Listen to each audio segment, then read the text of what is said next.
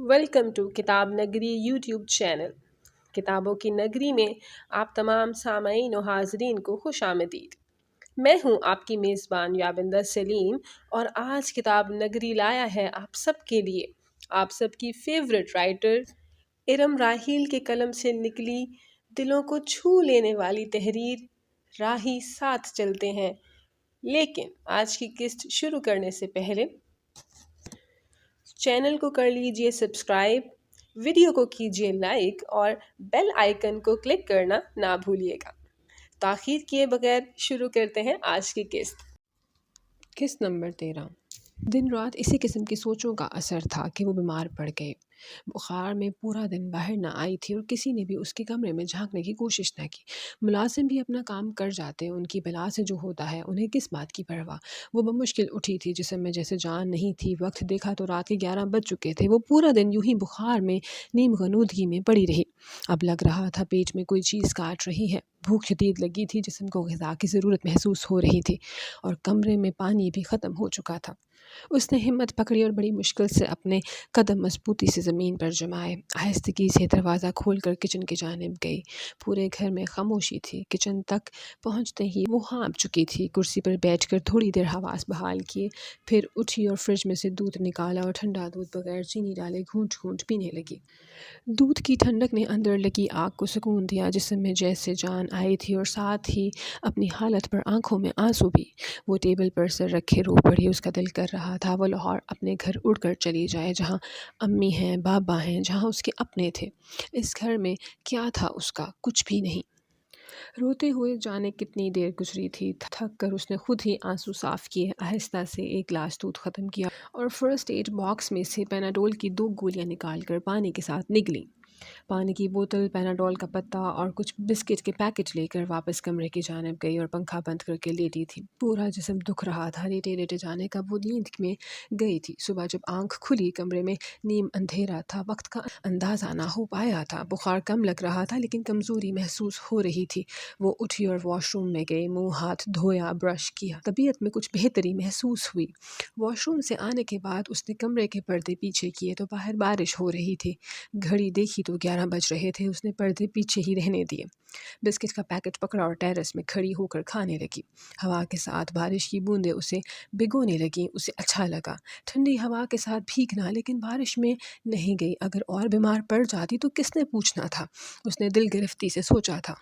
فاران کی وہی روٹین تھی، اس سے لا تعلقی والی، اور اب تو روشنی نے بھی سوچنا چھوڑ دیا تھا۔ گھر پر بات ہو جاتی اور سب اچھا ہے کہہ کر انہیں مطمئن کر دیتی، جبکہ دل اندر سے کرلاتا تھا۔ لاکھ نہ مانتی، لیکن دکھ ہوا تھا، دل دکھا تھا پھر سے۔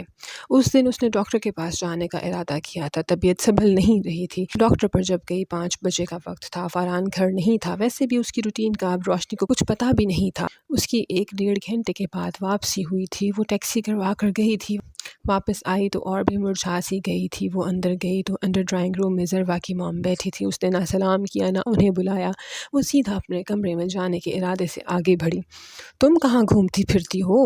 وہ ان کی اب لگتا ہے ابھی 2 کو پھنسا کر بھی دل نہیں بھرا جو پھر نیا شکار کر رہی ہو۔ سیدھا اس کے کردار پر نشانہ تھا۔ کیا چاہتی ہیں آپ؟ کیا؟ روشنی نے پلٹ کر سنجیدگی سے انہیں دیکھا۔ کیا بگاڑا ہے میں نے آپ کا جو آپ مسلسل میری تجلیل کر رہی ہیں؟ بولیے۔ روشنی کی آواز بلند ہوئی تھی۔ اس کا ضبط جواب دے گیا تھا۔ کسی بھی حال میں جینے نہیں دے رہے تھے لوگ۔ اس کے اس طرح بولنے پر وہ غصے سے اسے دیکھنے لگی۔ 1 منٹ، اگر میں نے آپ کی بیٹی سارہ کا گھر برباد کیا تھا تو آپ کی بیٹی ضروا کی وجہ سے ہی مجھے طلاق ہوئی تھی۔ وہ بولنے لگی تھیں جب روشنی نے انگلی اٹھا کر انہیں کہا، اگر میں بد کردار ہوں تو ضروا بھی ہے۔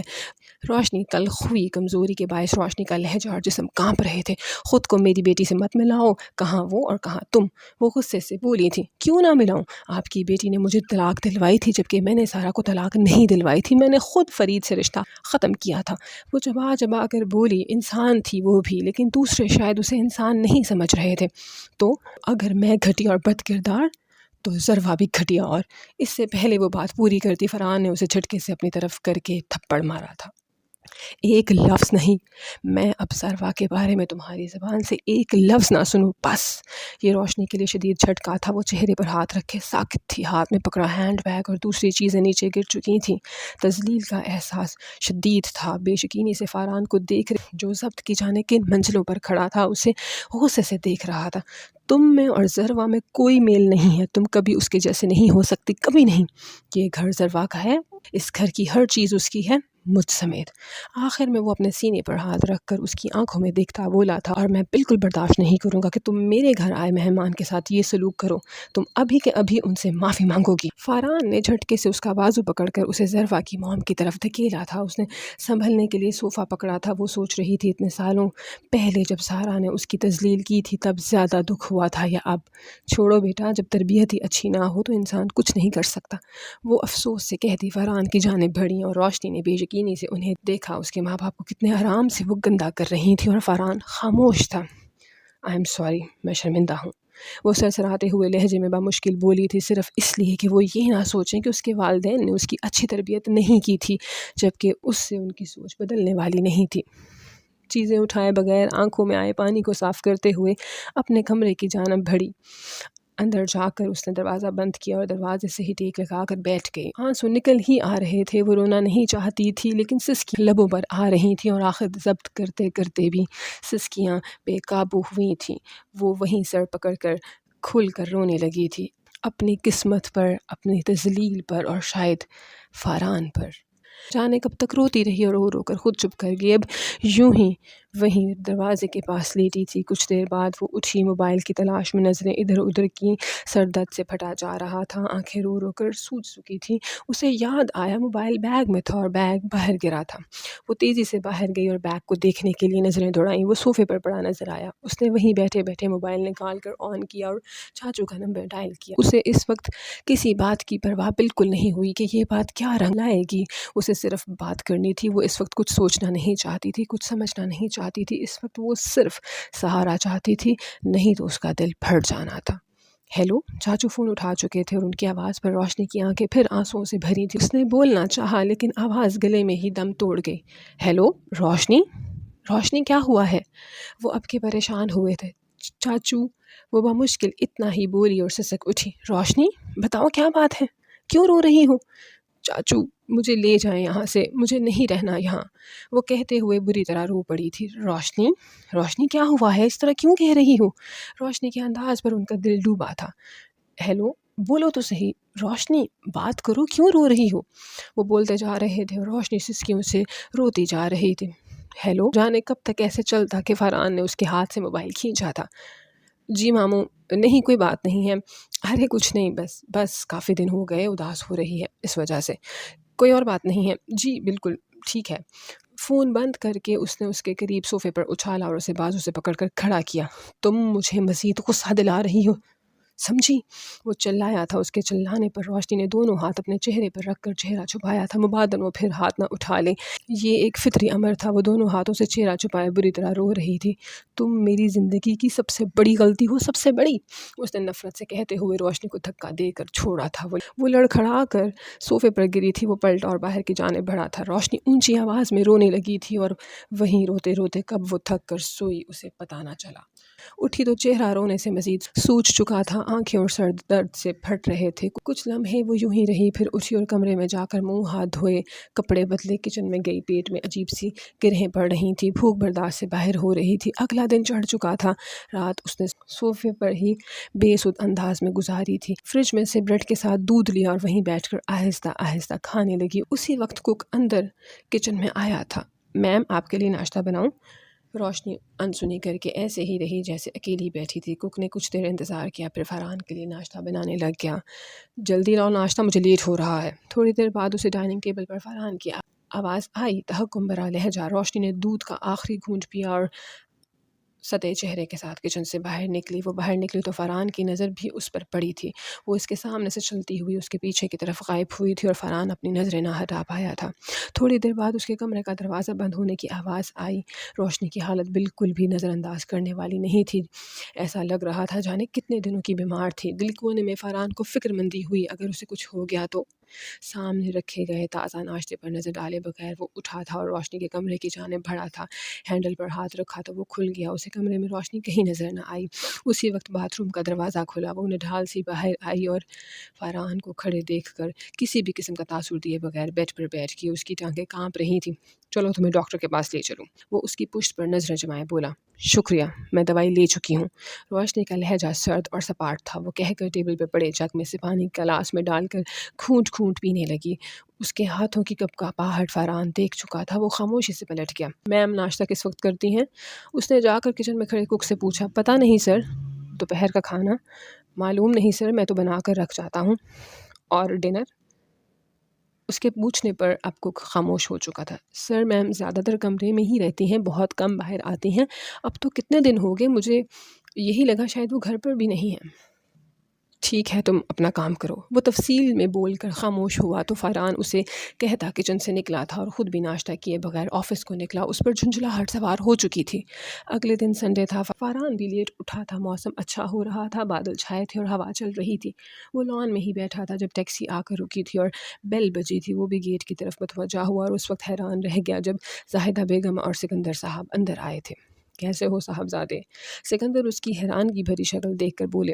ٹھیک، آپ کیسے ہیں؟ وہ سنبھل کر مسکراتا ہوا بولا، تمہارے سامنے ہیں۔ کیسی ہیں اماں؟ ٹھیک ہوں، تم سناؤ؟ وہ اسے بوسہ دیتی بولی۔ ٹھیک، آئیے اندر چلیے۔ وہ کہتا ہوا انہیں لیے اندر کی جانب بڑھا۔ الگ بات ہے کہ دل میں ادھم مچ چکی تھی۔ ان کی اچانک بے وجہ آمد اسے یوں ہی نہیں لگی تھی۔ روشنی کہاں ہے؟ وہ کمرے میں بلا کر لاتا ہوں۔ زاہدہ بیگم کے پوچھنے پر وہ روشنی کے کمرے کی طرف بڑھا۔ دروازہ کھلا تھا، وہ کمرے میں کہیں نہیں تھی۔ واش روم کا دروازہ بھی کھلا تھا۔ وہ ٹیرس کا دروازہ کھولتا بالکنی میں آیا تو وہ کرسی پہ ٹانگیں اوپر کیے بیٹھی تھی۔ جاگ رہی تھی لیکن خاموش تھی، چہرہ بے تاثر تھا۔ اماں اور بابا آئے ہیں۔ فاران کی آواز پر صرف پلکیں لرزی تھی۔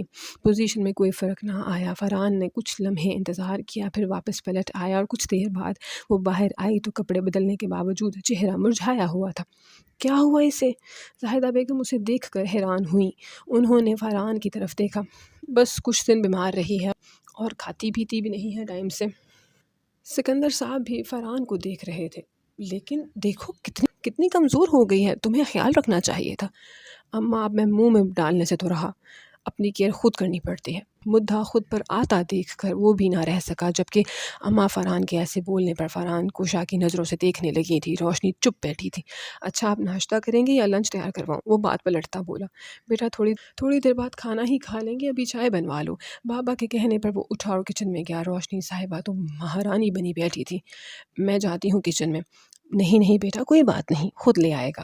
اس نے کون سا خود بنانا ہے، تم بیٹھو۔ روشنی کہہ کر اٹھنے لگی کہ سکندر صاحب نے روکا۔ وہ خشک لبوں پر زبان پھیرتی واپس بیٹھ گئی۔ زاہدہ بیگم جانے کیسے ضبط کیے بیٹھی تھی۔ روشنی کا کملایا ہوا چہرہ اندر تک پریشان کر گیا تھا۔ اگر انوار روشنی کو ایسے دیکھ لے تو کیا سوچے گا؟ تم آ جاتے، چکر لگا لیتے، روشنی بھی مل لیتی سب سے۔ چائے پیتے بابا نے کہا۔ بس بابا، مصروفیت نہ رہا۔ بیٹا، مصروفیت میں سے گھر والوں کے لیے ٹائم نکالنا پڑتا ہے، اور 3 مہینے ہونے والے ہیں۔ تم لوگوں کو اسلام آباد میں 2 دن کا ٹائم تو نکل سکتا ہے۔ سکندر صاحب بھی آج خاصے سنجیدہ تھے۔ جی، وہ اب کیا بحث کرتا۔ چائے کے بعد اماں اور بابا آرام کرنے کمرے میں چلے گئے تو روشنی بھی اٹھ کر اپنے کمرے میں چلی گئی۔ ملازم برتن اٹھا رہا تھا۔ فرحان اکیلا بیٹھا رہ گیا۔ کچھ سوچ کر وہ بھی روشنی کے پیچھے گیا۔ وہ سر جھکائے بیڈ پر بیٹھی تھی۔ فرحان کے آنے پر بھی اس نے سر نہیں اٹھایا۔ اگر اماں تمہیں ساتھ جانے کا کہیں تو تم منع کرو گی، کچھ دن کے بعد میں لے چلوں گا۔ وہ صوفے پر بیٹھتے ہوئے فرحان کی بات ختم کرنے پر روشنی نے سر اٹھا کر اسپاٹ چہرے سے فرحان کو دیکھا تھا، ہر احساس سے عاری چہرہ۔ نظر گھما کر روشنی اٹھی اور بالکنی میں رکھی کرسی پر جا کر بیٹھ گئی اور آنکھیں موند لیں۔ فرحان کمرے میں اکیلا رہ گیا۔ چلو ڈاکٹر پر چلیں۔ دوپہر کے کھانے کے بعد پھپھو نے اس سے کہا۔ وہ پریشان تھی۔ پھپھو، میڈیسن لی تھی، کھا رہی ہوں، کمرے میں پڑی ہے۔